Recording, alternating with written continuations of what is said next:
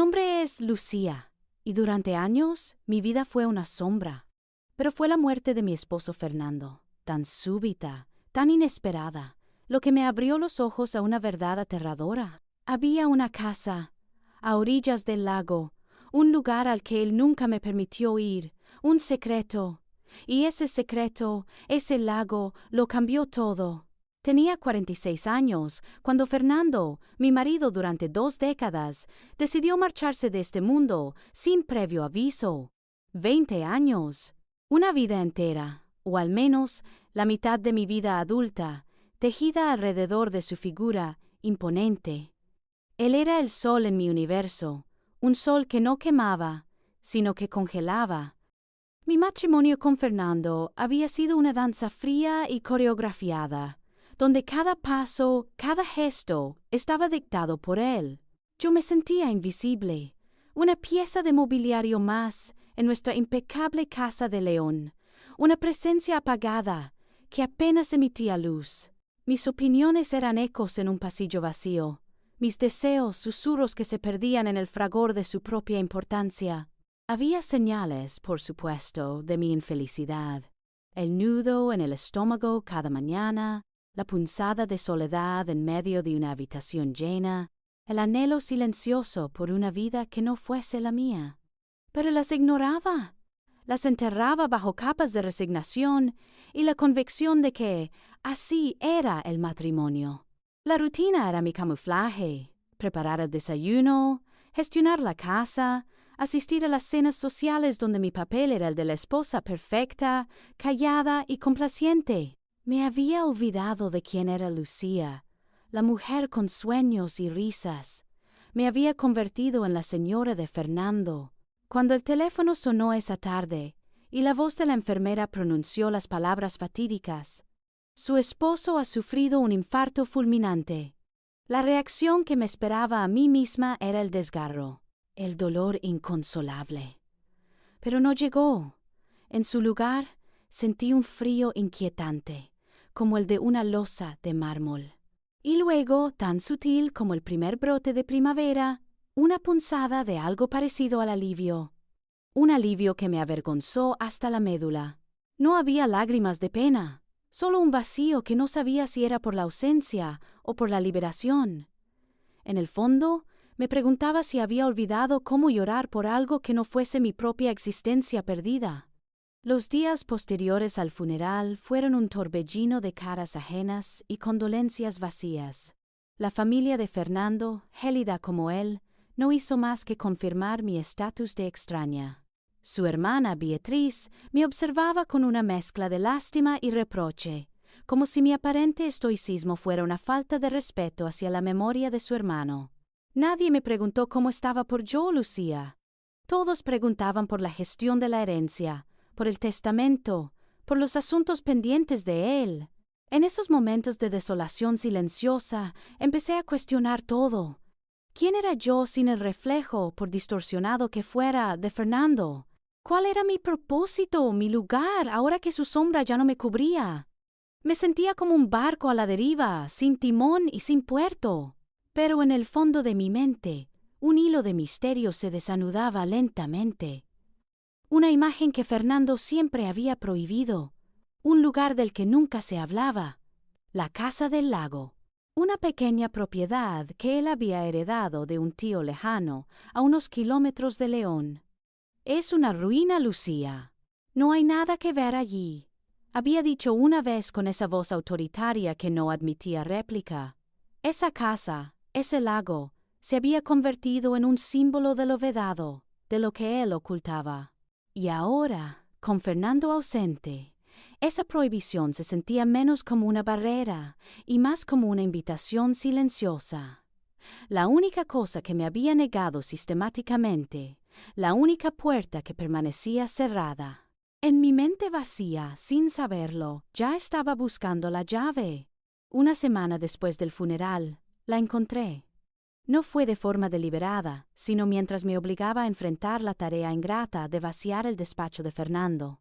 Ese santuario de su orden y su silencio, un espacio que siempre me había parecido tan ajeno como su alma, Entre legajos de documentos fiscales y papeles de inversiones que nunca comprendí, escondida en un pequeño cajón con doble fondo que nunca supe que existía, apareció. Era una llave antigua, de hierro forjado, con un diseño ornamental que susurraba historias. Colgaba de un llavero oxidado, y un pequeño trozo de papel, amarillento por el tiempo, estaba atado con un cordel. En él, con la letra apretada y formal de Fernando, solo una palabra: lago. Y debajo unas coordenadas. Mi corazón dio un vuelco. No de miedo, no de tristeza, sino de una punzada fría de revelación. El misterio que había germinado en mi interior desde que pronuncié la palabra lago en el funeral, ahora tomaba forma tangible. Esa llave era la puerta no solo a una casa, sino a la verdad. Una extraña premonición me envolvió, un presentimiento de que lo que encontraría allí cambiaría para siempre el relato que tenía de mi vida. A pesar del nudo en el estómago, una fuerza, una curiosidad casi salvaje me impulsó. No era el respeto a la memoria de Fernando, sino la sed de Lucía, la que había sido invisible, por desenmascarar los hilos de su propia existencia. Necesitaba saber. Necesitaba, por fin, ver. Alquilé un coche al día siguiente. No le dije a nadie a dónde iba. Conducir sola por las sinuosas carreteras de León fue en sí mismo un acto de insurrección. Nunca antes había tomado esa libertad. Fernando siempre había estado al volante, dirigiendo no solo el coche, sino también el curso de mi vida. Ahora el control era mío. Los campos de cereal, dorados bajo el sol de otoño, cedieron el paso a la majestuosidad rocosa de las montañas, y luego, gradualmente, el azul intenso del cielo se encontró con el azul plateado de una vasta extensión de agua. El aire era más puro, cargado con el aroma a pino y a humedad. Cada curva, cada kilómetro, me alejaba de la casa vacía y de los ecos de mi matrimonio fantasma, acercándome a un destino desconocido que prometía ser, para bien o para mal, real. Sentía una mezcla embriagadora de vértigo y una incipiente sensación de aventura, una emoción que no reconocía, pero que me hacía sentir viva. Las coordenadas me guiaron por un camino de tierra que apenas era un sendero, oculto entre la vegetación exuberante. Cuando la vista se abrió, allí estaba. A la orilla del lago, encaramada en una pequeña cala resguardada, se alzaba la casa. Era una construcción de piedra, modesta pero encantadora, con tejas rojas y ventanas de madera que reflejaban el sol poniente. Pero no era, en absoluto, una ruina. Al contrario, respiraba vida. En el porche, macetas con geranios rojos y blancos derramaban su vibrante color. El pequeño buzón de madera, que no parecía tener telarañas ni el desgaste de años de abandono, mostraba algunos sobres entreabiertos, con nombres escritos a mano y sellos recientes. Un columpio de cuerda, desgastado y con la madera pulida por el uso, colgaba de la rama más baja de un roble centenario, moviéndose suavemente con la brisa, como si un niño acabara de saltar de él. El césped, aunque no perfectamente cortado, no estaba descuidado, y junto a la puerta trasera, una pequeña bicicleta infantil, de un rojo brillante, yacía apoyada contra la pared de piedra. Una punzada de asombro y de algo más complejo me atravesó. No era una casa abandonada, era un hogar cálido, vivido, lleno de huellas de existencia diaria. A diferencia de mi propia casa en León, impecable hasta la frialdad, donde cada objeto tenía su lugar inamovible y el silencio era el compañero constante. Este lugar burbujeaba con una energía distinta. Olía a madera, a tierra húmeda y a un sutil rastro de comida recién hecha. Era un aroma que evocaba desayunos compartidos, risas infantiles, tardes de lectura junto a la chimenea. Una vida que mi Fernando, había construido y mantenido en secreto. Y en ese instante, en esa orilla del lago, su prohibición de años se desmoronó, revelando no una ruina, sino una vida paralela que ahora, ante mis ojos, era palpable, viva y absolutamente ajena a mí. La llave que había encontrado no solo abría una puerta, sino un abismo de verdades.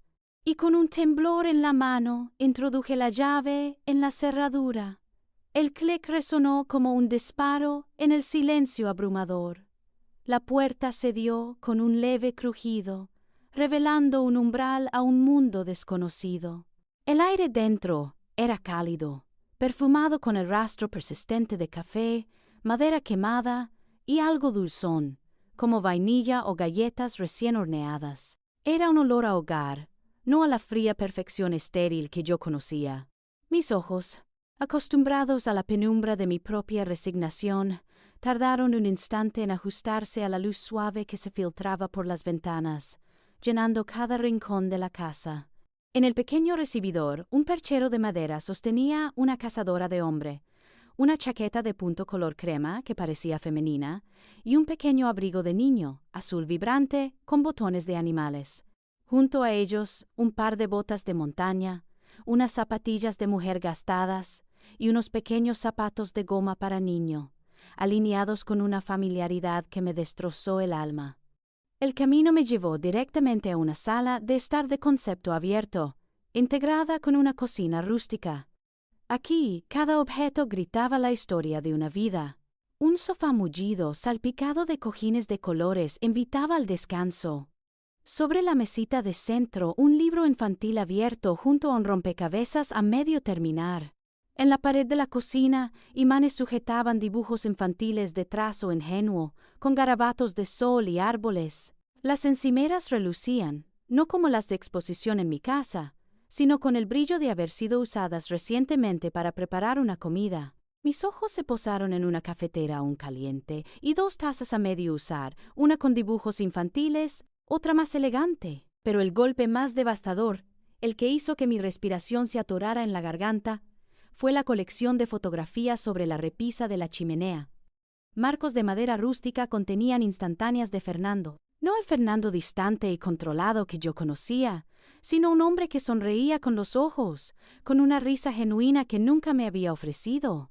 En sus brazos siempre la misma mujer, joven, radiante, con una melena castaña y una sonrisa dulce. Y en varias de esas fotos, su vientre era visiblemente abultado, creciente con cada imagen, hasta llegar a una donde él besaba tiernamente esa curva prominente. En otra, la mujer posaba sola, con los brazos alrededor de su vientre, la felicidad pintada en su rostro. Eran imágenes de amor, de intimidad, de una vida familiar que existía en paralelo a la mía y de la que yo era una total extraña. El horror me invadió, una ola helada que barrió mi confusión. Mi marido no había muerto dejando una ruina y un misterio. Había muerto dejando una vida, una familia, un futuro que no incluía ni un ápice de mí. La invisible Lucía no era solo una esposa en la sombra, sino una farsa. Fernando había tejido una red tan intrincada de engaño que su muerte, en lugar de liberarme, me había arrojado a un abismo de verdades que no estaba preparada para enfrentar.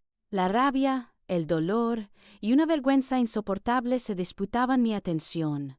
Me sentí enferma, traicionada de una forma que superaba cualquier infidelidad que pudiera haber imaginado. Esto no era un desliz, era una existencia completa, robada de mi propia percepción de la realidad. Un sonido, un leve crujido en el pasillo que llevaba a las habitaciones, y luego pasos ligeros. Mi corazón se disparó, golpeando contra mis costillas con una fuerza brutal. No tuve tiempo de esconderme, ni de reaccionar. Una mujer apareció en el umbral, su figura destacándose contra la luz de una ventana interior. Era la misma mujer de las fotografías, solo que ahora su embarazo estaba aún más avanzado, su vientre redondeado y hermoso. Me miró y su rostro, inicialmente relajado, se transformó en una expresión de sorpresa y luego de pura perplejidad. Abrió la boca para hablar, sus ojos fijos en mí. «¿Fernando? ¿Eres tú?» Su voz era suave, con un matiz de preocupación. Mis pulmones parecían haberse negado a funcionar. Tardé un segundo en encontrar mi propia voz, que salió como un susurro áspero, apenas audible. Soy su esposa, logré decir, y la palabra esposa se sintió como una extraña moneda falsa en mi boca. La mujer parpadeó. Su expresión un eco exacto de mi propio shock. Sus ojos se abrieron de par en par, su mano subiendo instintivamente a su vientre protectoramente. El color abandonó su rostro. Se tambaleó ligeramente, y por un momento temí que se desplomara. No puede ser, murmuró, su voz apenas un hilo. Su esposa. Pero él era mi compañero, mi pareja. Vivíamos aquí. Íbamos a tener un hijo. Las palabras flotaron en el aire entre nosotras. Dos verdades irreconciliables chocando en el mismo espacio. En ese instante su dolor era tan palpable como el mío. No había ira en sus ojos, solo una confusión abrumadora y un abismo de traición compartida que se abría ante ambas.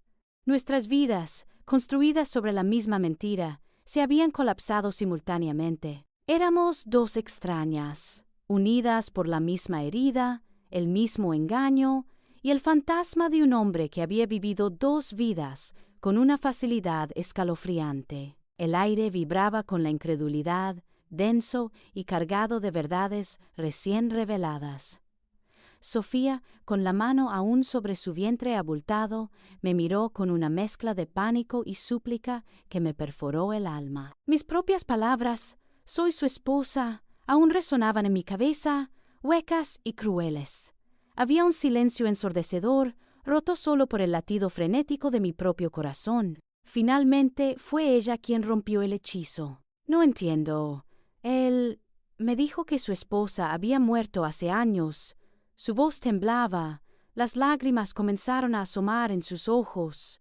Dijo que estaba rehaciendo su vida, que éramos su futuro. Mi mundo se desintegró un poco más. ¿Muerta? Fernando me había declarado muerta para esta mujer. La frialdad de su cálculo me heló la sangre. Yo no he muerto, logré replicar, mi voz apenas un graznido. Yo soy Lucía, y estuve casada con Fernando durante 20 años. 20 años de una vida donde él era un fantasma, una ausencia presente. Y así, en medio de la casa, que Fernando había convertido en un escenario de engaño, comenzamos a desgranar nuestras historias.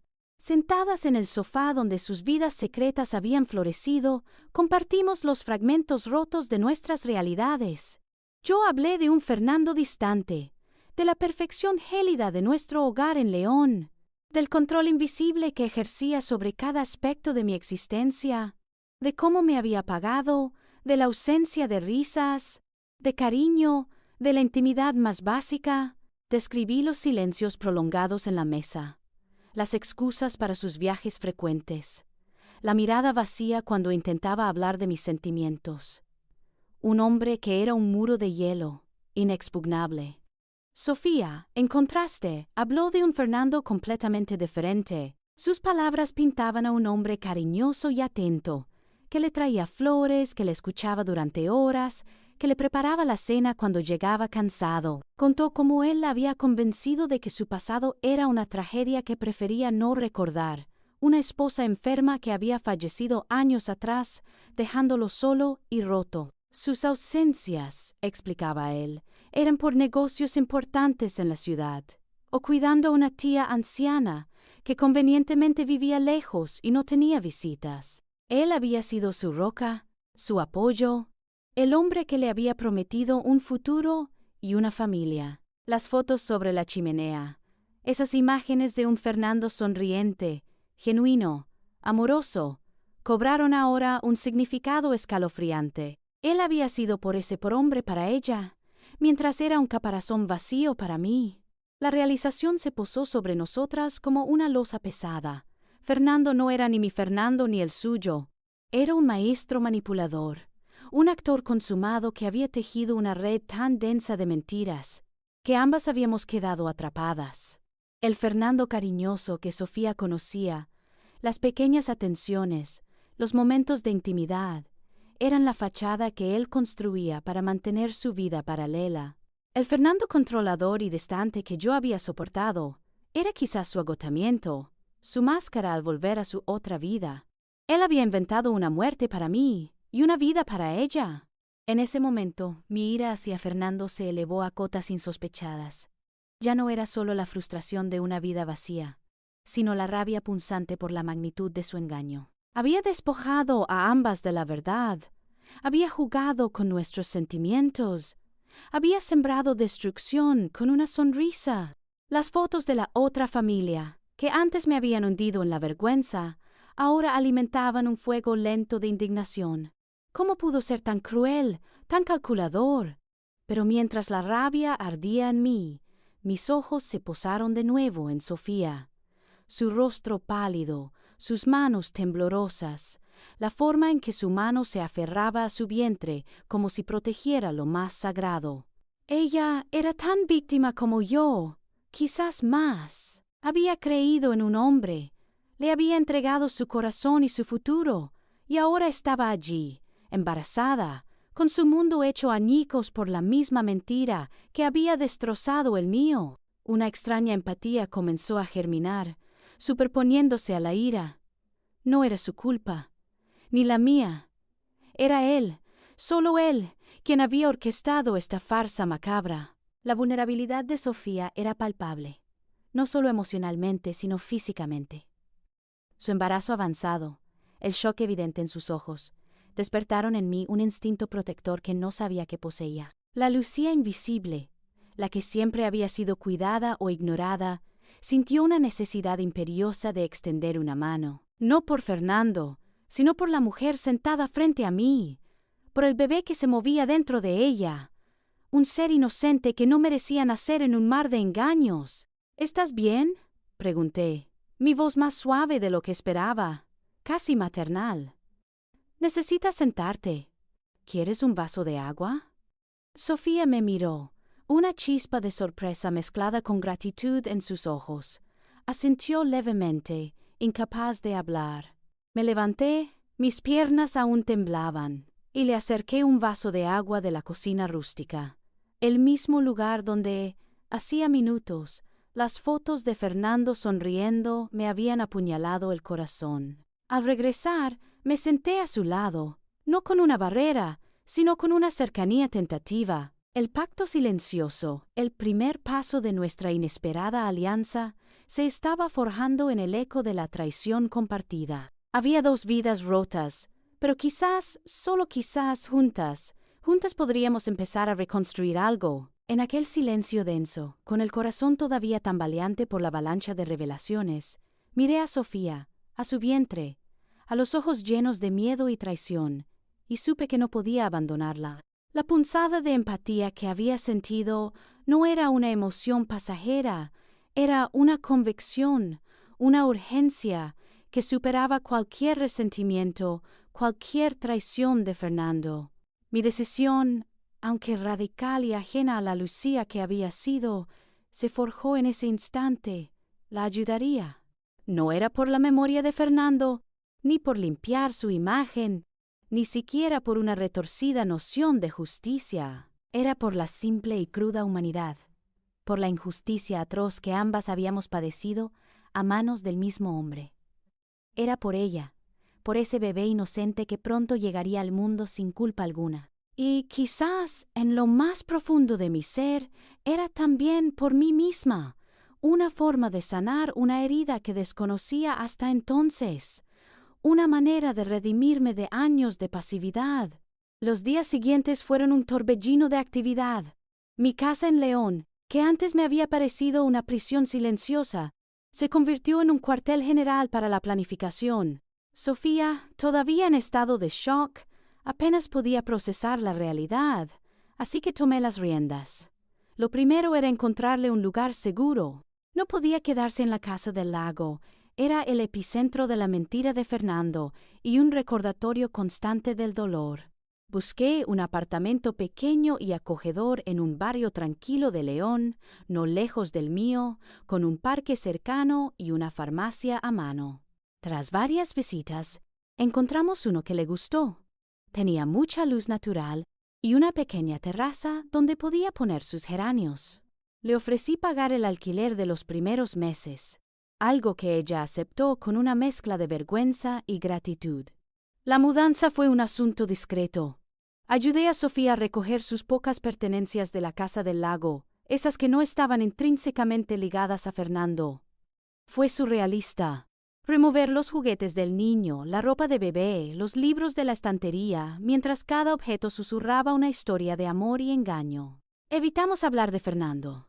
En su lugar, nos concentramos en el futuro, en el nuevo apartamento, en la llegada inminente del bebé. Cargué cajas, limpié estanterías, y por primera vez en mucho tiempo sentí que mis manos eran útiles, que mi energía tenía un propósito real. Verla instalarse, elegir el color de las cortinas o dónde colocar la cuna, me daba una extraña sensación de pertenencia. Era como construir un pequeño nido, no para mí, sino para una vida nueva que yo, de alguna manera, estaba ayudando a gestar. Durante las semanas siguientes, me convertí en su sombra protectora. La acompañaba a sus citas médicas. Me sentaba a su lado en las ecografías donde veíamos latir el pequeño corazón de concepción. Sentía sus pataditas a través de su vientre. Le preparaba comidas caseras, le compraba ropa de premamá y pequeños detalles para el bebé. Hablábamos horas y horas sentadas en su nuevo sofá, desgranando los intrincados hilos de la vida de Fernando, compartiendo anécdotas que ahora tenían un doble sentido.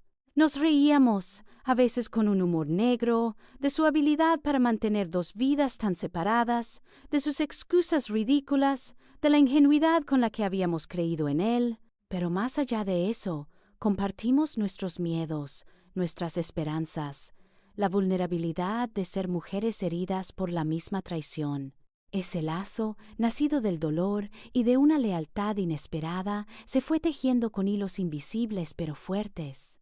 Ella me hablaba de sus ilusiones de maternidad, de sus sueños rotos, de la soledad que sentía a pesar de mi compañía. Yo le confiaba mis miedos de no saber quién era sin Fernando, la sensación de estar vacía, de haber perdido mi propósito. Nos convertimos en confidentes, en un refugio la una para la otra. Descubrí en Sofía una fuerza tranquila, una resiliencia que yo misma estaba empezando a encontrar. Su juventud y su esperanza, a pesar de todo, eran contagiosas. Y con cada pequeña acción, con cada conversación profunda, sentía cómo algo dentro de mí se despertaba. La lucía invisible, la que se había apagado, empezaba a parpadear, a emitir una tenue luz propia. Defender a Sofía, cuidarla, tomar decisiones por ella y por mí misma, eran actos de autonomía que Fernando siempre había coartado. Por primera vez en décadas, no estaba actuando según las expectativas de un hombre, sino según mi propia conciencia, mi propia voz. Esa voz, antes silenciada, ahora empezaba a resonar con una claridad inaudita. Era frágil, sí, pero era mía. Estaba recuperando mi agencia, un paso a la vez, mientras la vida de Sofía y la de su futuro bebé se entrelazaban inesperadamente con la mía, dándole un propósito que nunca había imaginado. Pero esa nueva Lucía, esa que empezaba a alzar la voz, no tardaría en enfrentarse a la implacable mirada del mundo exterior, especialmente a la de la familia de Fernando. Beatriz, su hermana, ya me había juzgado en el funeral por mi supuesta frialdad, pero lo que vino después superó con creces su capacidad de comprensión. Cuando la noticia de que yo estaba ayudando a esa mujer, a Sofía, llegó a sus oídos, y no sé por qué intrincado camino de chismes lo hizo, aunque sospecho que fue el abogado de la herencia quien, con una mezcla de sorpresa y disgusto, deslizó el asunto. Su reacción fue una mezcla tóxica de indignación y desprecio. Recuerdo la llamada telefónica. Su voz, siempre afilada, se convirtió en una cuchilla. Lucía, ¿qué demonios estás haciendo? ¿Ayudando al amante de Fernando? ¿A la mujer que destrozó toda nuestra familia y embarazada de su hijo ilegítimo? ¿Has perdido la cabeza? Su tono era de sentencia. Me acusó de deshonrar la memoria de Fernando, de ser ingenua, de ser una traidora. Me sugirió que estaba buscando algún tipo de compensación, que era una oportunista. Las palabras me dolían, sí, pero no como antes. La vieja Lucía se habría encogido, habría balbuceado excusas. Pero la nueva Lucía, la que había encontrado un propósito en ayudar a otra mujer, se mantuvo firme. «Beatriz», dije, y me sorprendí de la calma en mi propia voz. Fernando no era la víctima en esta historia. Nosotras lo fuimos. Él fue el engaño. Sofía y yo somos víctimas de su doble vida, y ese bebé es inocente. Mi decisión es ayudarla, y no tienes derecho a juzgarla, ni a juzgarme a mí. Hubo un silencio atónito al otro lado de la línea. Era la primera vez que le alzaba la voz, que me enfrentaba a ella de esa manera. Sus palabras de reproche se convirtieron en un sollozo ahogado de rabia antes de colgar. No volvimos a hablar por mucho tiempo. Ese enfrentamiento, aunque doloroso, fue una especie de rito de iniciación. Me confirmó que estaba en el camino correcto, el camino de mi propia verdad, sin importar lo que pensaran los demás. Con la determinación renovada, abordé el siguiente asunto pendiente, la Casa del Lago. Ese lugar, epicentro del engaño de Fernando, no podía seguir existiendo como parte de mi vida. Era un monumento a la mentira, un eco constante de la traición. Decidí venderla. Fue una decisión simbólica, pero también práctica. Los gastos de mantenimiento eran considerables. Y aunque Fernando había amasado una fortuna considerable, demasiado grande para alguien con una sola vida, pensé con ironía amarga, y mi situación económica no era precaria. No quería que ni un euro de ese dinero se destinara a sostener una farsa. Contacté a un agente inmobiliario de León, explicando la situación de manera vaga, solo lo suficiente para que entendiera que la venta era urgente y emocionalmente cargada. El proceso fue sorprendentemente rápido, quizás porque la casa, a pesar de su ubicación remota, era encantadora y el mercado en la zona del lago tenía demanda. Los documentos que el abogado de Fernando ya había dispuesto pasaron de mis manos a las del nuevo propietario con una celeridad que sentí casi liberadora. Fernando, en su cálculo meticuloso, había dejado todo en orden, incluso su propia ruina. La venta, más allá del valor monetario, fue un acto de desapego radical. Era arrancar de raíz el último vestigio palpable de su engaño, quemar los puentes con una vida que nunca fue la mía. La única nota discordante en este acto de cierre fue la reacción de Sofía. Aunque se había adaptado a su nuevo apartamento y agradecía mi apoyo, la Casa del Lago había sido su hogar, el lugar donde había soñado con Fernando y con la llegada de su bebé. Para ella, era el único rastro físico del hombre que amaba, por mucho que su amor estuviera construido sobre mentiras. Cuando le dije que iba a venderla, vi una profunda tristeza en sus ojos, una resignación melancólica.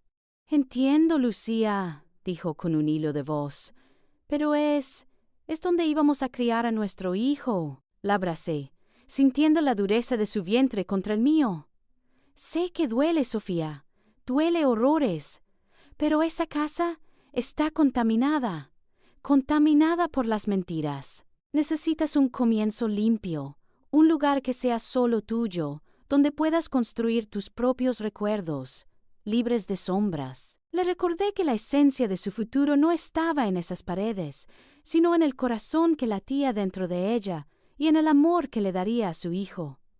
Le aseguré que yo estaría allí, que no estaría sola. Mi apoyo no era una cuestión de caridad, sino de hermandad forjada en el fuego de la traición. Le ofrecí ir con ella una última vez, para despedirse del lugar a su manera, para recuperar mentalmente los buenos recuerdos antes de que se desvanecieran. Ella declinó, prefiriendo mantener la imagen que tenía de aquel lugar antes de que la verdad lo empañara por completo. El día en que se firmaron los papeles finales de la venta, sentí un alivio profundo, visceral, como si un peso gigantesco se hubiera desprendido de mis hombros. Era un alivio que no sentía desde la muerte de Fernando, pero esta vez sin la punzada de vergüenza.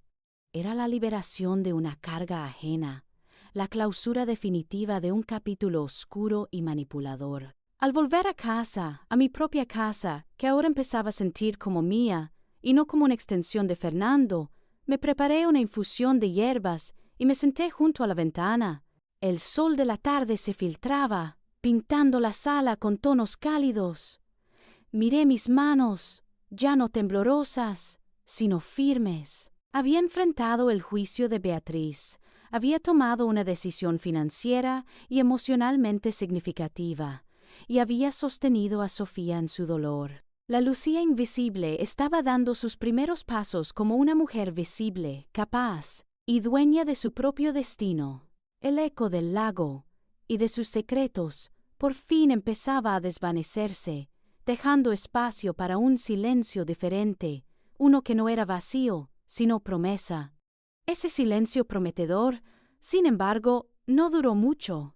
Apenas 2 semanas después de la venta de la casa, en medio de una noche tranquila de otoño, el teléfono sonó con una urgencia que me hizo saltar de la cama. Era Sofía.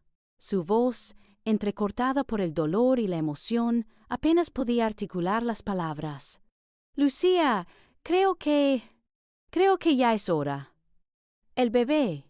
Sin pensarlo 2 veces, sin rastro de la Lucía indecisa que había sido, tomé las llaves del coche y salí corriendo. El hospital, las luces parpadeantes, el olor a desinfectante, todo me era extrañamente familiar de mis visitas con Sofía, pero esta vez la atmósfera estaba cargada con una electricidad diferente, la inminencia de la vida. Sentada a su lado en la sala de dilatación, le sujeté la mano con fuerza mientras las contracciones la sacudían. Sus ojos, llenos de miedo y agotamiento, buscaban los míos, y en ellos no vi reproche, sino una confianza pura. Le limpié el sudor de la frente, le susurré palabras de aliento que no sabía de dónde provenían, repitiéndole que era fuerte, que lo lograría. No era solo la conexión entre 2 mujeres que habían compartido una traición. Era una conexión más profunda, ancestral, la de 2 seres humanos que se apoyaban mutuamente ante el milagro de la vida. Mi propio cuerpo, que nunca había experimentado la maternidad biológica, sentía cada contracción como un eco distante, una reverberación de la vida que estaba por nacer y que, de alguna manera, ya era parte de mí. Había un amor brotando en mi interior, un amor que no se parecía a nada que hubiera sentido antes. Desinteresado, poderoso, incondicional. Las horas se estiraron, eternas y a la vez fugaces, hasta que el momento llegó. En la sala de partos, bajo las luces brillantes, escuché el grito primario de Sofía y luego el llanto agudo y vigoroso de una nueva vida. Mis ojos se llenaron de lágrimas, no de tristeza, sino de una alegría que desbordaba mi alma. Cuando la enfermera puso a la pequeña criatura, todavía cubierta de fluidos, sobre el pecho de Sofía, y vi sus pequeños ojos abrirse al mundo, un amor puro e incondicional me inundó, barriendo años de vacío y resignación. Era una niña. Sofía, agotada pero radiante, me miró y sonrió. «Concepción», susurró, y en ese instante el nombre resonó con una fuerza casi sagrada. Concepción. La vi en la incubadora, tan pequeña, tan frágil, pero con una fuerza vital innegable. Sus diminutos dedos se aferraron a mi índice cuando se lo acerqué, y sentí una conexión inquebrantable. Esta bebé, nacida de una traición, de mentiras y de dolor, se había convertido en un faro de esperanza. Era un recordatorio tangible de que, incluso de las circunstancias más devastadoras, de las heridas más profundas, podía surgir algo hermoso y puro. No era el resultado del amor que Fernando había prometido, sino el fruto de la resiliencia de Sofía y de alguna manera de la inesperada alianza entre nosotras. Al ver a Sofía cunar a su hija, la plenitud en su rostro, me di cuenta de la increíble capacidad del ser humano para amar y para sanar. Sofía, con una mirada en los ojos que reflejaba una comprensión tácita, me ofreció a Concepción. La sostuve entre mis brazos por primera vez, sintiendo el calor de su pequeño cuerpo, el suave latido de su corazón contra el mío. Era una sensación de pertenencia que nunca había conocido. En esos momentos de quietud, con Concepción acurrucada en mis brazos, mi mente vagó hacia la definición de familia. Para mí siempre había sido Fernando y yo, una unidad gélida y superficial. Luego, la familia de Fernando, que me había visto como una extraña. Pero ahora, aquí estaba yo, una mujer que acababa de ayudar a la amante de su difunto marido a dar a luz a la hija de éste. Y lo que sentía no era escándalo o rencor, sino un profundo sentido de propósito y de conexión. Mi familia ya no era una construcción impuesta, sino una red de almas entrelazadas por elección, por circunstancias, por un amor que trascendía las convenciones. Sofía y Concepción, en su vulnerabilidad, me habían abierto una puerta a un nuevo tipo de afecto, a una comprensión más vasta de lo que significaba pertenecer. Ya no estaba sola, éramos nosotras.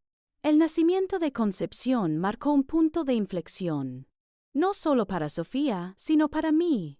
Fue como si, al presenciar la llegada de una nueva vida, la mía propia también hubiera renacido.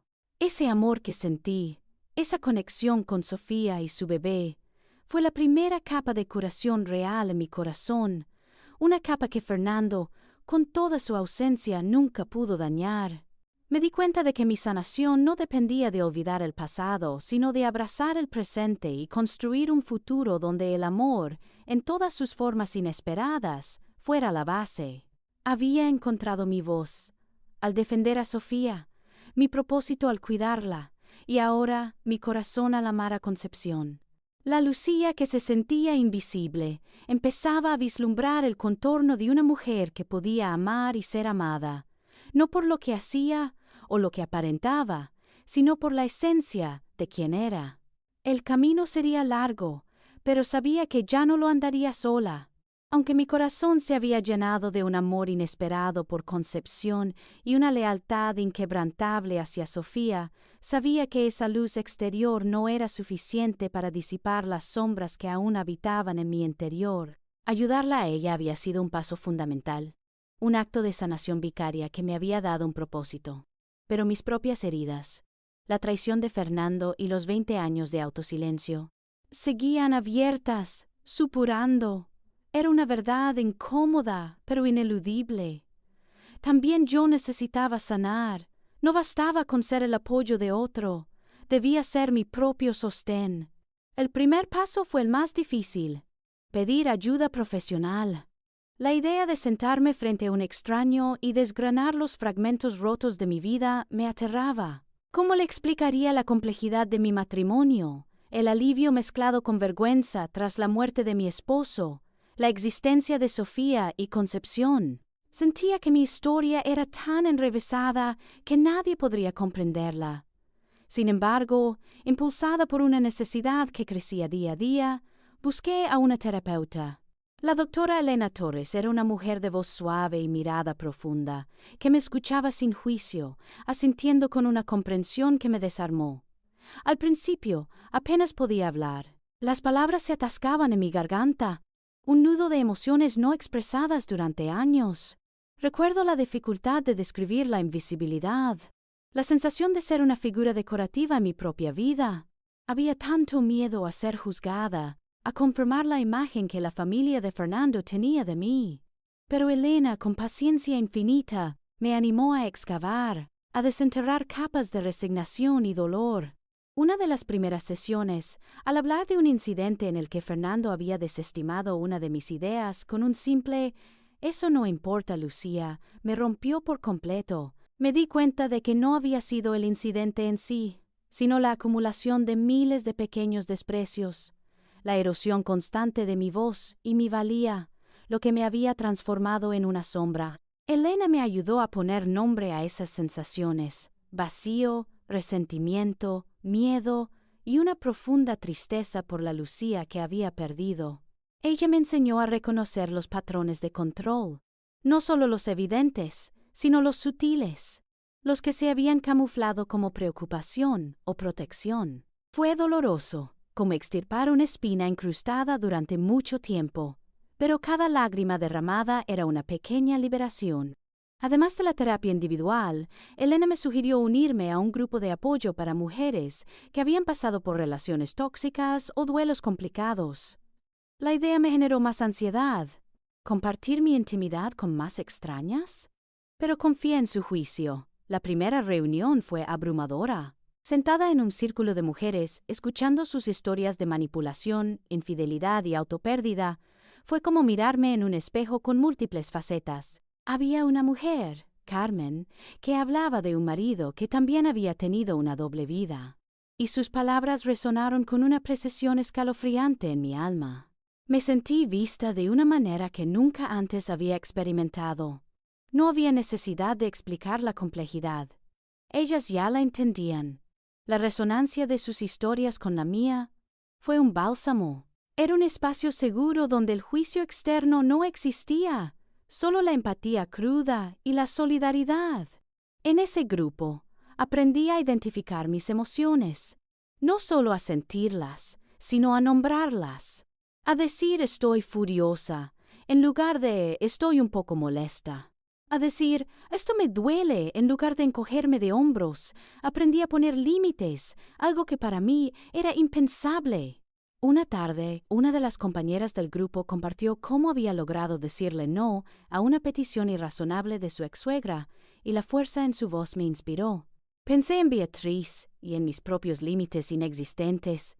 Empecé con pequeñas cosas, negándome a responder llamadas de números desconocidos o a asistir a eventos que me hacían sentir incómoda.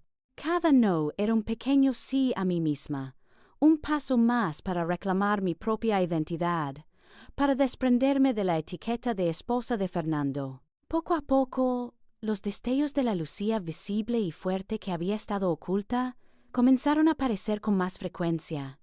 Ya no me sentía avergonzada de mis sentimientos. Comencé a reírme más fuerte, a hablar con más convicción.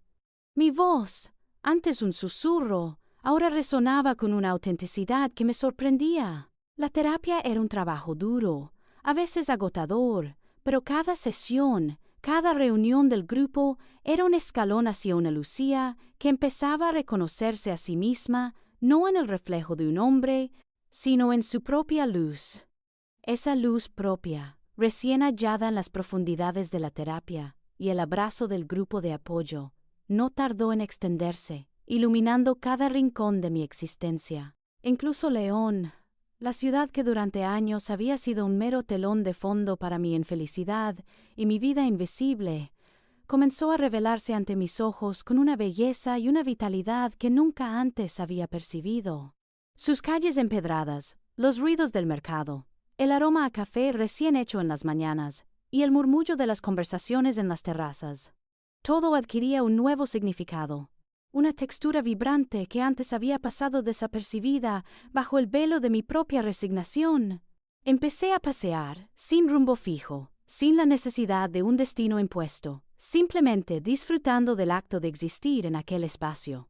Mis paseos me llevaron a redescubrir rincones olvidados, como el Jardín de San Francisco, donde pasaba horas observando a los niños jugar, o la majestuosidad de la Catedral de León, que antes había visto solo como un monumento, y ahora se alzaba como un testimonio silencioso de la resiliencia y la belleza perdurable. Me apunté a clases de acuarela en el Centro Cultural, algo que Fernando habría considerado una pérdida de tiempo o una actividad trivial. Al principio mis trazos eran inciertos, temblorosos, reflejo de la inseguridad que aún me habitaba. Pero con cada pincelada, con cada mezcla de colores que lograba, sentía que no solo pintaba paisajes o bodegones, sino también una nueva versión de mí misma, una que se atrevía a mancharse las manos y a crear algo por el simple placer de hacerlo. El acto de pintar se convirtió en una meditación, una forma de expresar emociones que las palabras aún no podían alcanzar. También volví a contactar con Elena, una antigua compañera de universidad con la que había perdido el contacto. Fernando siempre había desaprobado mis amistades femeninas, argumentando que eran distracciones. Ahora, Elena y yo nos sentábamos en una terraza del barrio húmedo, compartiendo risas y confidencias, reconstruyendo una amistad que había sido relegada al olvido. Hablar con ella, recordar la Lucía vibrante de nuestros años universitarios, me conectaba con una parte de mí que creía extinta. Me presentó a su grupo de senderismo, y las caminatas por la sierra de Guadarrama, con el viento en la cara y el aroma a pino fresco, se convirtieron en un bálsamo para el alma, una forma de reconectar con la naturaleza y con la libertad de mi propio cuerpo.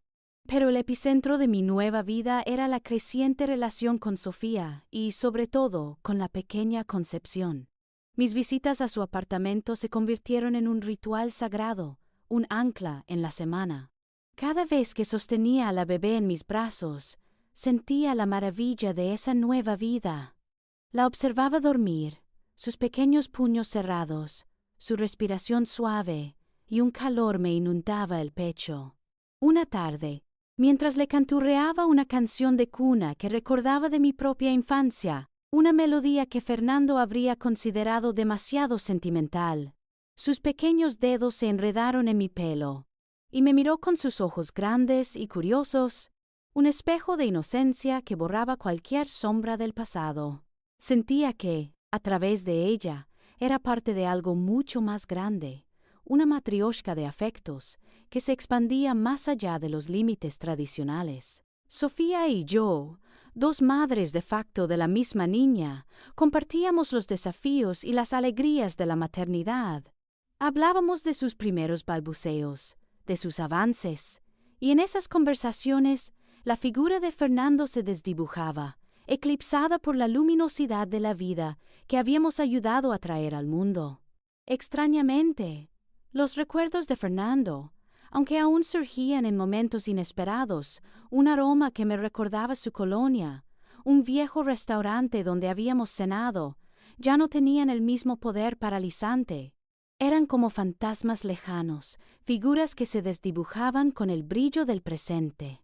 Aprendí a observarlos sin dolor, a reconocer la Lucía que fui y a celebrar la que estaba emergiendo. Ya no buscaba borrarlos, sino integrarlos en la vasta y compleja tapicería de mi historia, aceptando que incluso el dolor había sido parte de mi viaje. La opinión de Beatriz o de cualquier otro conocido que pudiera mirar mi nueva vida con recelo había dejado de importarme. Ya no me escondía, no justificaba mis decisiones. Si quería sentarme sola en una cafetería a leer, lo hacía. Si quería tomar una ruta diferente al trabajo, simplemente la tomaba. Cada elección, por pequeña que fuera, era un acto de reafirmación. Aprendí a decir no sin culpa y a decir sí a las oportunidades que antes habría temido.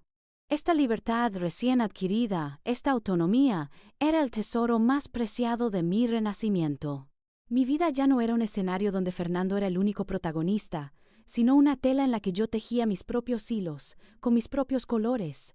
Una creciente sensación de paz y libertad invadió mi vida, una calma profunda que era el reflejo de mi propia voz, finalmente resonando en mi propio universo. La calma que me envolvía no era la de la soledad, sino la de una independencia arduamente ganada.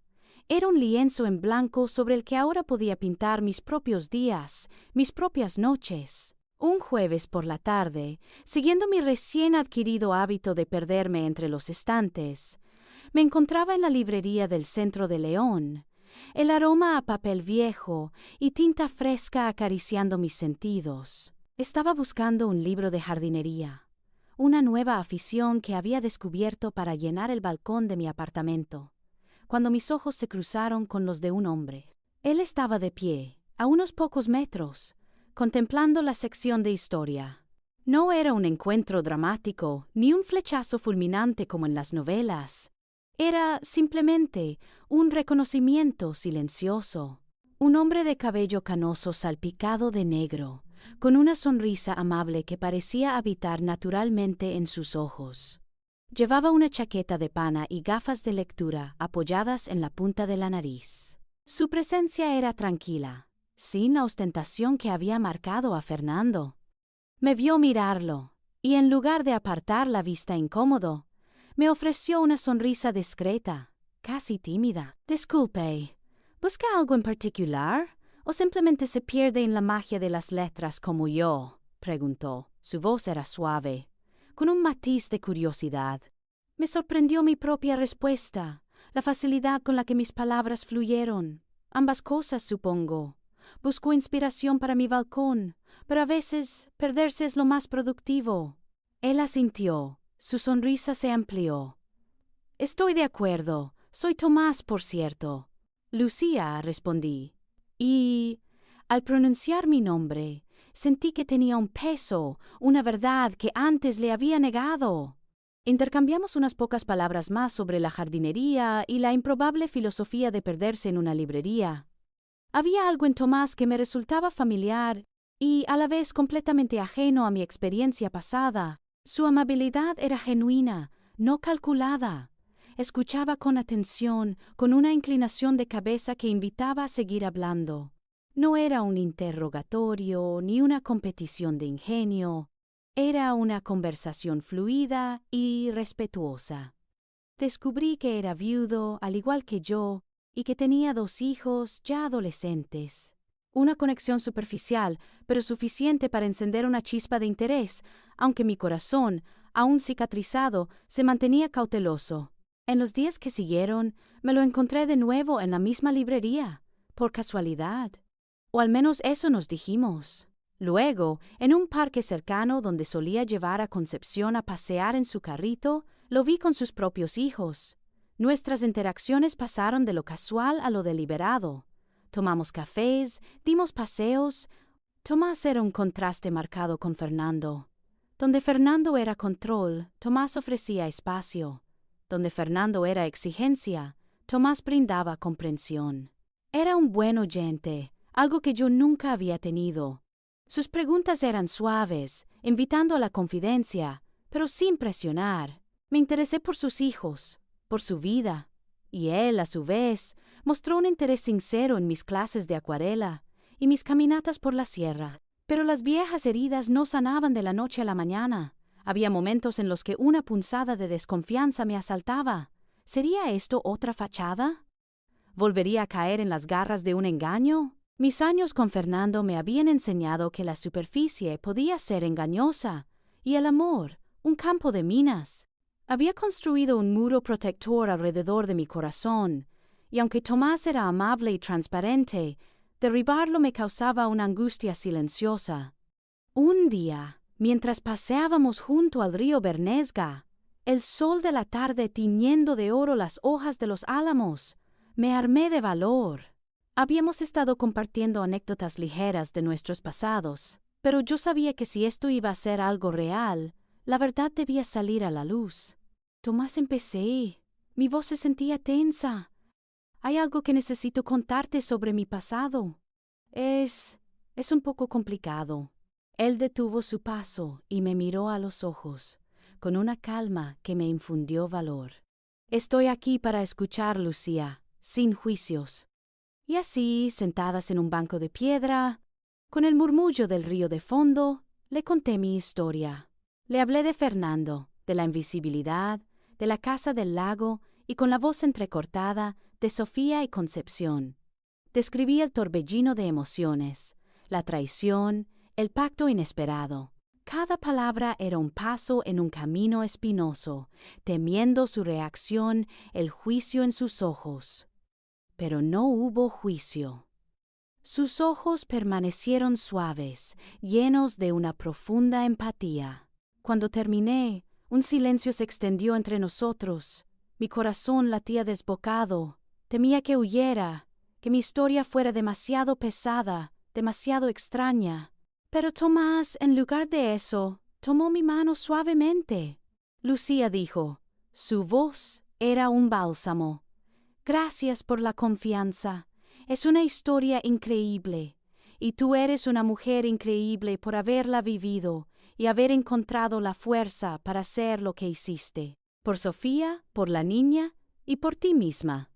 Su reacción me desarmó.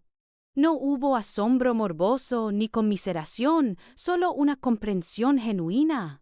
Él, que también había conocido el dolor de la pérdida, entendía que el amor podía manifestarse de formas inesperadas y que la vida, a veces, nos obligaba a reescribir nuestras propias narrativas. Me habló de su propia experiencia como viudo, de las complejidades de criar a sus hijos solo y de la soledad que había sentido.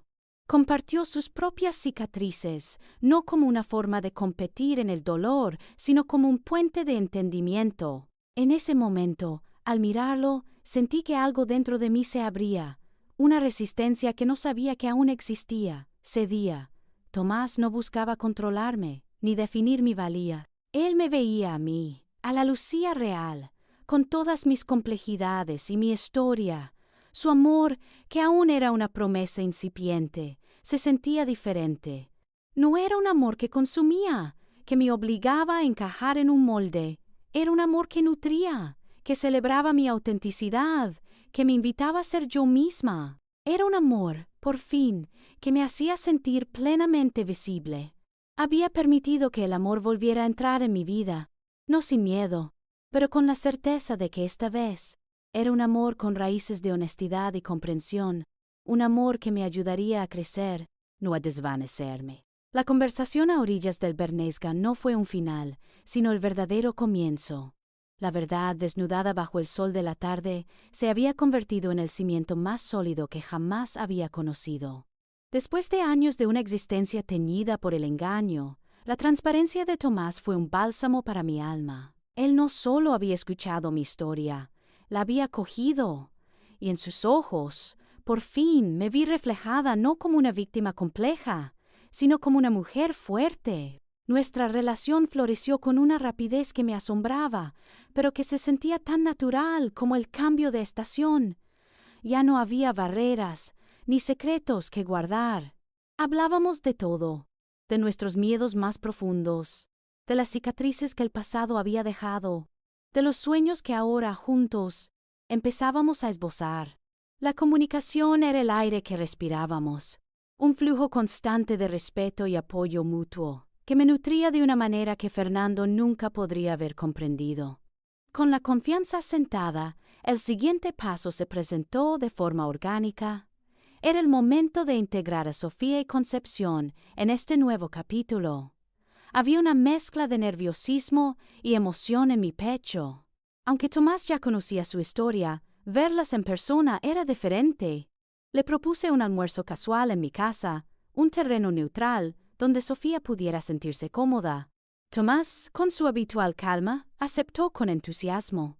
«Quiero conocerlas, Lucía. Son parte de tu historia, y por lo tanto, de la mía», me dijo, y esas palabras disiparon cualquier duda que pudiera haber albergado. El día del encuentro, el aire vibraba con una expectación silenciosa. Sofía llegó con Concepción en sus brazos, la pequeña ya con varios meses, los ojos grandes y curiosos escaneando el nuevo ambiente. Tomás, al verlas, se acercó con una sonrisa genuina. No hubo incómodos silencios ni miradas de reproche. Se presentó con naturalidad, se arrodilló para hablarle a la bebé en un tono suave, y en cuestión de minutos, Concepción le tendía sus manitas. La aceptación de Tomás hacia ellas fue instantánea y profunda, un acto de amor incondicional que me conmovió hasta lo más hondo. No solo aceptaba mi pasado, sino que abrazaba a las personas que se habían convertido en parte esencial de mi presente. Sofía, inicialmente cautelosa, se relajó visiblemente ante la calidez de Tomás, y pronto se encontró charlando con él sobre la maternidad y los desafíos de la vida. Ver a Concepción en los brazos de Tomás, riendo con él, fue como ver los últimos fragmentos de mi vieja armadura caer al suelo. Luego llegó el momento de la integración total, la de nuestras familias ensambladas. Tomás tenía 2 hijos adolescentes, Pablo y Miguel. Pablo, el mayor, era reservado y lector, mientras que Miguel, el más joven, era un torbellino de energía y afición por el fútbol. Mi primer encuentro con ellos, en una tarde de merienda en mi casa, fue un delicado baile de miradas y preguntas tímidas. Ellos sabían de su padre que yo era una amiga importante, pero no mucho más.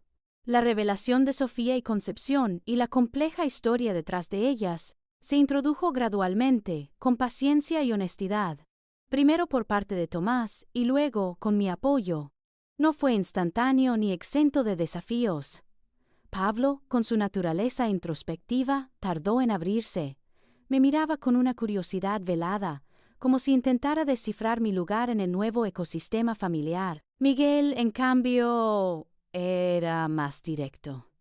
Un día, mientras Sofía y yo preparábamos la cena y Concepción gateaba por la alfombra, Miguel se sentó en el suelo junto a la bebé y empezó a hacerle gestos. Concepción, con su sonrisa sin dientes, le devolvió la mirada y le ofreció un juguete. Desde ese momento se forjó una conexión inesperada. Miguel, el ruidoso adolescente, se convertía en el hermano mayor, protector de Concepción, siempre dispuesto a entretenerla o a buscarle el chupete. Mi papel como madrastra se fue formando día a día. Aprendí a escuchar las preocupaciones de Pablo sobre sus estudios, o a reír con Miguel por sus anécdotas del colegio.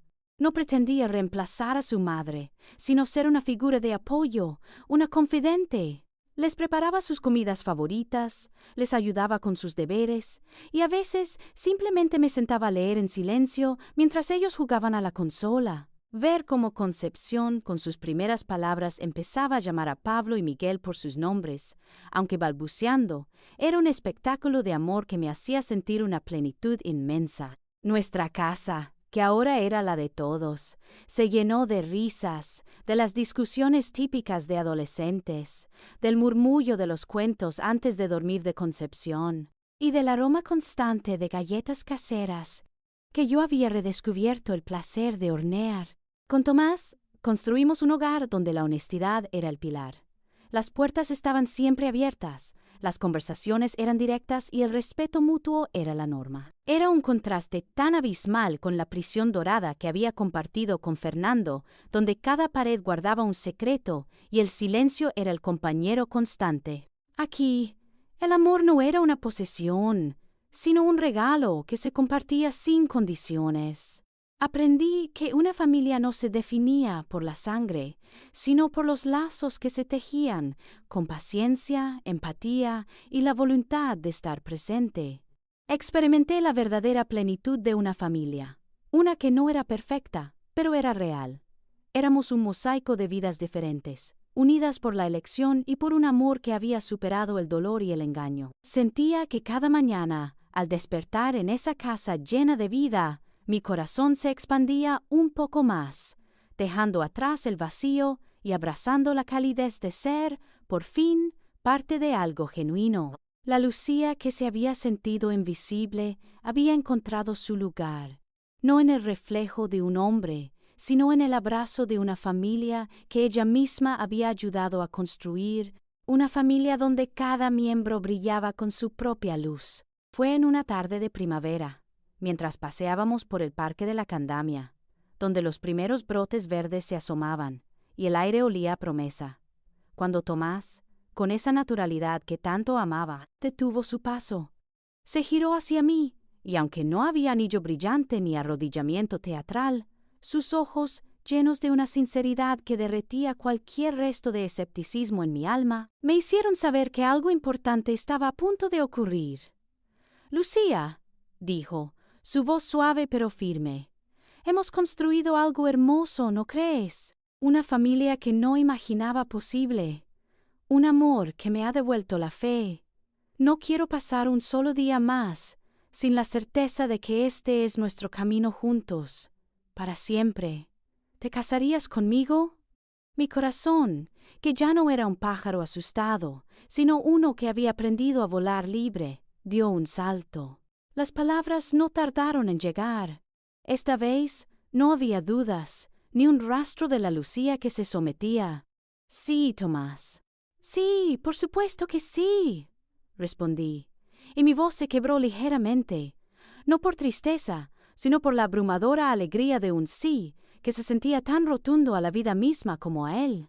Era un sí que resonaba con el eco de mi propia liberación, una promesa a un futuro feliz que yo, por primera vez, había elegido. Un sí para mí, para él, para nuestra familia, para la luz que finalmente había encontrado. Los preparativos de la boda fueron un reflejo exacto de esta nueva etapa. Nada de grandes salones ni listas de invitados interminables para impresionar a nadie. Mi primer matrimonio con Fernando había sido un espectáculo de opulencia vacía, cada detalle dictado por su deseo de mantener las apariencias. Esta vez, cada elección era nuestra, íntima y significativa. Elegimos una pequeña iglesia de piedra en las afueras de León. rodeada de campos de cereal, donde el sol de la tarde se filtraba por los vitrales. Sofía y yo pasamos horas buscando el vestido perfecto, uno sencillo, de encaje crudo, que no gritara novia, sino mujer. Cada decisión, desde las flores silvestres que adornarían el altar hasta el menú de la pequeña celebración posterior en una casona rural, se impregnaba de nuestra esencia, autenticidad y alegría discreta. Sentía una ligereza al planearlo, una emoción genuina que contrastaba con la ansiedad y el vacío de mi primera boda.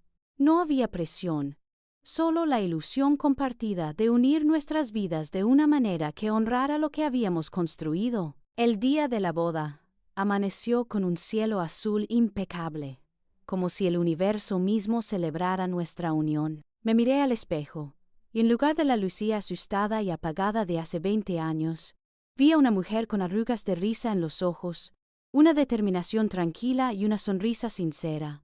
El vestido se sentía como una segunda piel, ligero y cómodo. Mis hijos, Pablo y Miguel, estaban impecables con sus trajes, y en sus ojos vi una mezcla de orgullo y emoción que me llenó el corazón. Pero los invitados más especiales, aquellos cuya presencia simbolizaba el culmen de mi sanación y la belleza de nuestra nueva familia, eran Sofía y Concepción. Sofía, deslumbrante en un vestido color lavanda, sostenía a Concepción, que lucía un pequeño traje blanco con detalles de encaje que yo misma había bordado. Cuando las vi entrar por el pasillo de la iglesia, sus figuras destacándose en la suave luz, mis ojos se llenaron de lágrimas. No eran lágrimas de pena, sino de gratitud. Concepción, mi ahijada, mi niña de elección, sonreía y balbuceaba, ajena a la complejidad de las historias que la habían traído hasta allí. Ver a Sofía, mi hermana de resiliencia, tan feliz y serena, con su hija en brazos, era la prueba viviente de que de la mayor oscuridad puede nacer la luz más pura. Eran la encarnación de mi viaje, el símbolo de que el amor y la familia podían redefinirse, reconstruirse, más allá de las convenciones y los engaños. Su presencia no era solo un honor, era un testimonio. De pie frente a Tomás, bajo la luz dorada del atardecer que se colaba por los vitrales, las palabras del sí quiero resonaron con una fuerza que nunca antes habían tenido. La primera vez había sido una respuesta a una expectativa, a un guión social que se me había impuesto. Esta vez era una promesa a mí misma, una promesa de vivir auténticamente, de no volver a silenciar mi voz, de abrazar cada risa y cada lágrima con la misma intensidad.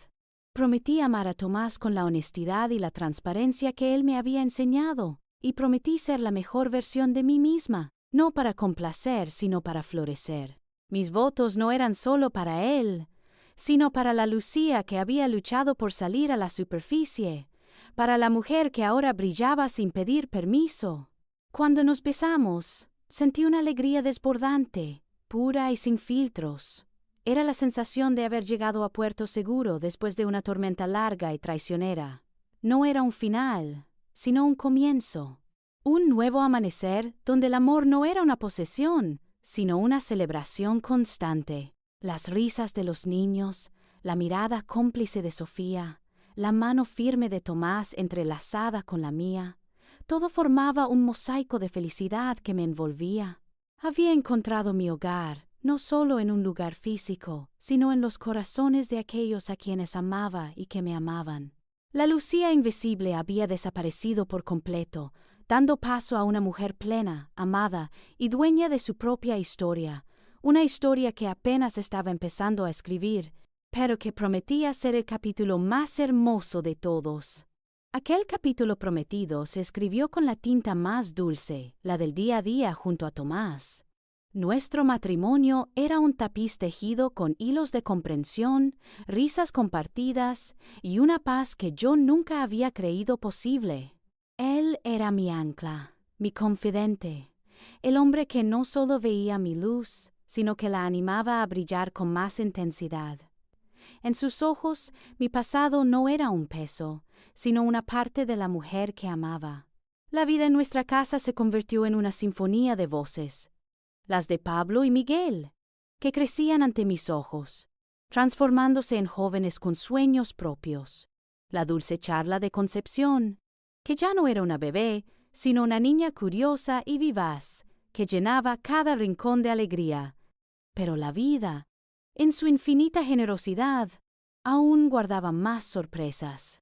Después de pensarlo mucho, y con la bendición de nuestros hijos, Tomás y yo decidimos ampliar nuestra familia.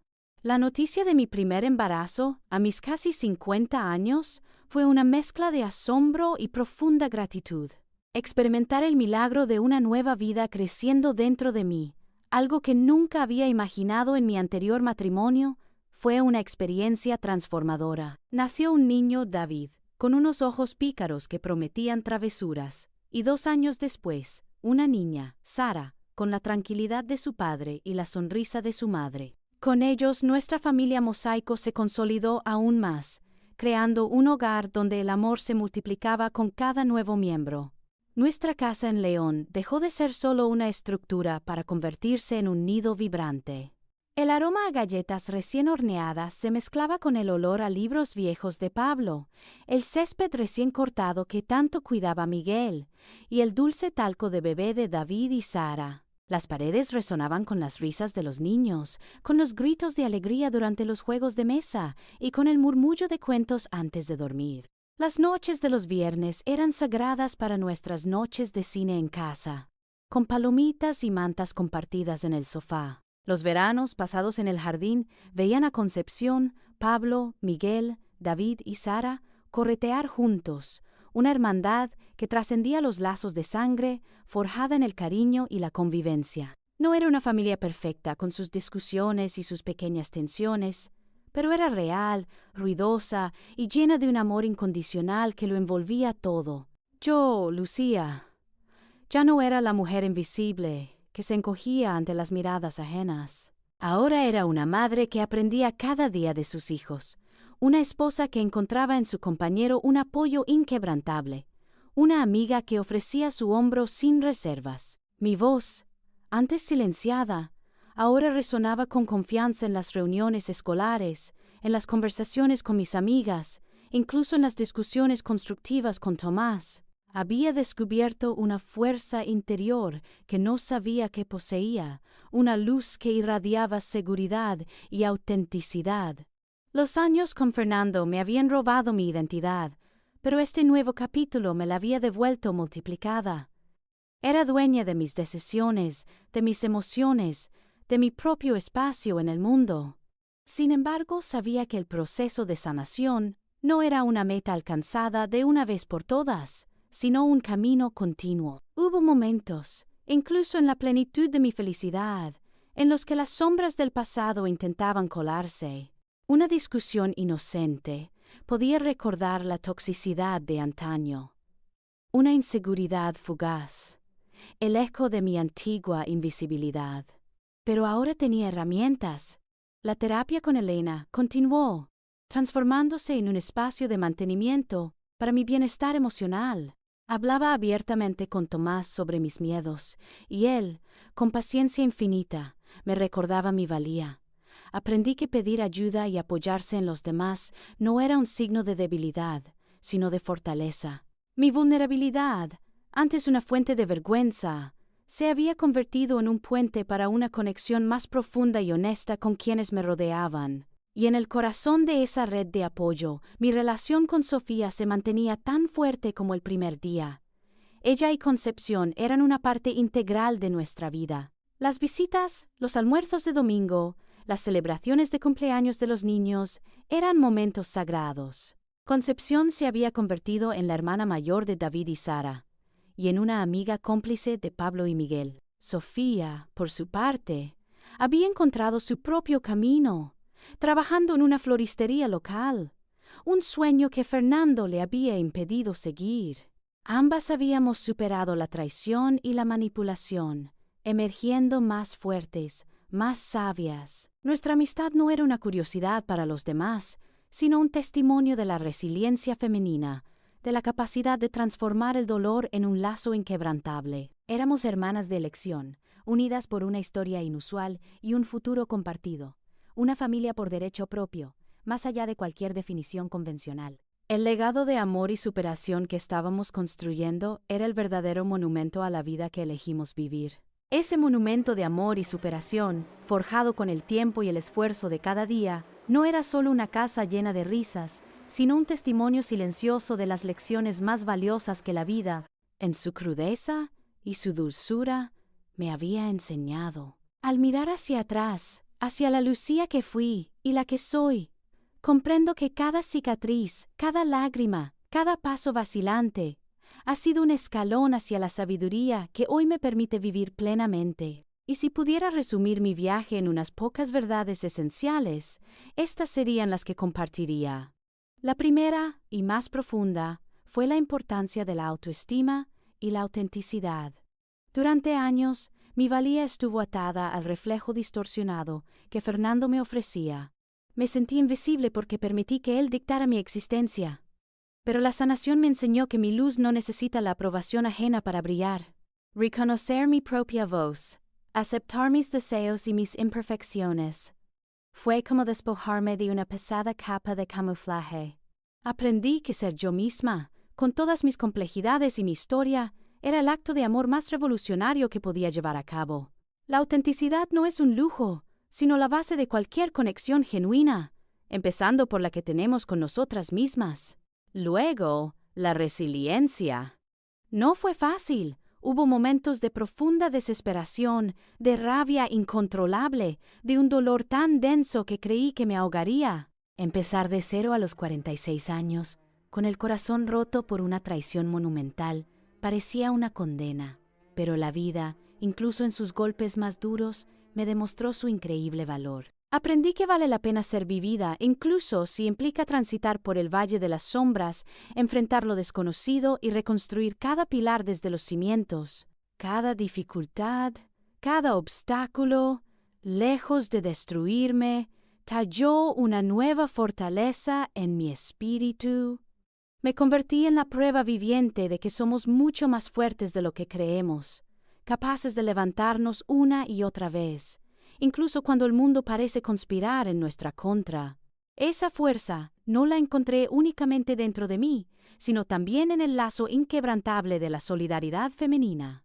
Sofía, con su vulnerabilidad y su inmensa capacidad de perdón, fue mi primera maestra en esta lección.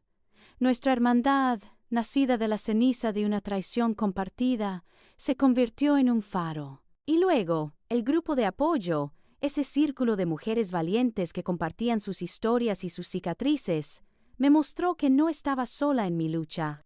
La empatía, el no juicio, la escucha activa y el apoyo mutuo fueron el ungüento que curó heridas que la soledad había mantenido abiertas. Descubrí que juntas somos invencibles, que al compartir nuestros miedos multiplicamos nuestra valentía. Esa red de afectos femeninos fue y sigue siendo una parte esencial de mi felicidad. Es un recordatorio constante de que la vulnerabilidad es, de hecho, una de las formas más poderosas de fortaleza. Y finalmente, el mensaje que me llevó a estas líneas: el derecho a brillar sin pedir permiso. Por demasiado tiempo, mi luz estuvo atenuada, como una vela en un rincón esperando una autorización que nunca llegó. Pero la vida me enseñó que cada uno de nosotros posee una luz única, una esencia irrepetible, y que tenemos el derecho inalienable de dejarla resplandecer en toda su magnitud. Sin disculpas, sin miedos, sin la necesidad de que nadie la valide. Es un acto de rebeldía silenciosa, pero también un regalo al mundo. Es vivir con el corazón abierto, con la voz clara, con la certeza de que tu existencia es un milagro digno de ser celebrado. Sí, mi pasado fue doloroso.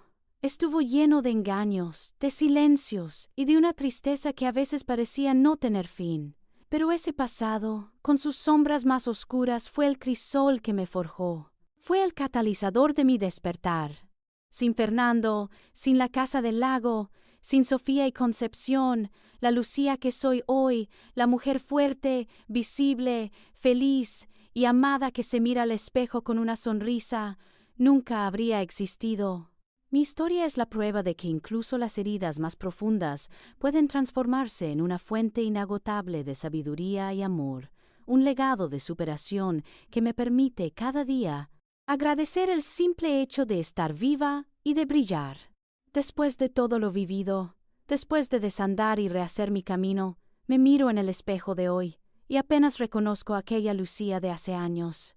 La veo con los ojos de la compasión y el entendimiento. Una mujer que se movía entre sombras, con el alma encogida, creyendo que su existencia solo era válida como reflejo de otro. A veces, en la quietud de la tarde, cierro los ojos y puedo sentir la punzada de aquella soledad que me invadía incluso rodeada de gente, la sensación de ser una figura de cartón en un escenario ajeno. Pero ahora, esa imagen es solo un recuerdo, una fotografía descolorida, en un álbum que no me define. Hoy, la soledad ya no es un castigo ni un vacío que urge llenar. Se ha transformado en un santuario, un espacio sagrado donde puedo escuchar mi propia voz sin interferencias, donde mis pensamientos son mis únicos compañeros. Disfruto de mis momentos a solas con un libro, con mis acuarelas, o simplemente contemplando el jardín, una paz que antes habría confundido con abandono. He aprendido a perdonarme a mí misma por el tiempo que pasé dormida, por las batallas que no libré. Entiendo que aquella Lucía hizo lo que pudo con las herramientas que tenía, y que su despertar no habría sido posible sin el crisol de su experiencia. Incluso a Fernando, el arquitecto de mi prisión, lo he perdonado, no por él, sino por mi propia paz. Su sombra ya no me persigue, se ha desvanecido, dejando espacio para mi propia luz. Y esa luz, la que creí extinguida para siempre, arde ahora con una intensidad que me asombra y me llena de gratitud. Aquí estoy, Lucía, la que durante años fue invisible y que ahora brilla sin pedir permiso, con mis arrugas de batalla, mis cicatrices de amor y pérdida, y el corazón abierto a todo lo que la vida aún tiene para ofrecerme. Ya no busco la aprobación en los ojos de nadie.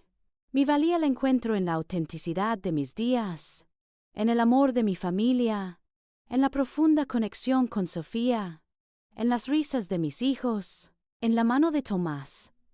Soy una mujer completa, no a pesar de mi pasado, sino gracias a él. Este viaje, que comenzó en el vacío y la traición, me ha enseñado que la vida, con sus altos y bajos, sus cumbres nevadas y sus valles oscuros, es un regalo incalculable, que merece ser abrazado en cada aliento. Habrá días de tormenta, sin duda, porque esa es la naturaleza de la existencia. Pero ahora sé que poseo la fuerza para capear cualquier temporal, la sabiduría para encontrar la belleza en los escombros y la capacidad de amar con una profundidad que antes solo podía soñar. No hay que temer al comienzo, ni al final, sino celebrar el recorrido, cada paso, cada lección. Mi historia es solo una de tantas, un testimonio humilde de que siempre hay una oportunidad para reescribir nuestro destino, para sanar lo que creíamos roto, para encontrar la luz incluso en la más densa oscuridad. A todos los que han escuchado mi relato, a los que quizás se sientan perdidos en su propia sombra, les ofrezco este mensaje. No esperen a que alguien más les dé permiso para brillar. Busquen esa chispa dentro de ustedes, por tenue que parezca, y cuídenla, aliméntenla. Atrévanse a ser vistas, a ser oídas, a ser quienes realmente son, porque la vida es un lienzo en blanco esperando sus colores, y ustedes son los únicos artistas capaces de crear su obra maestra. Les agradezco haberme acompañado en este viaje. Ahora es su turno. Salgan al mundo y simplemente brillen.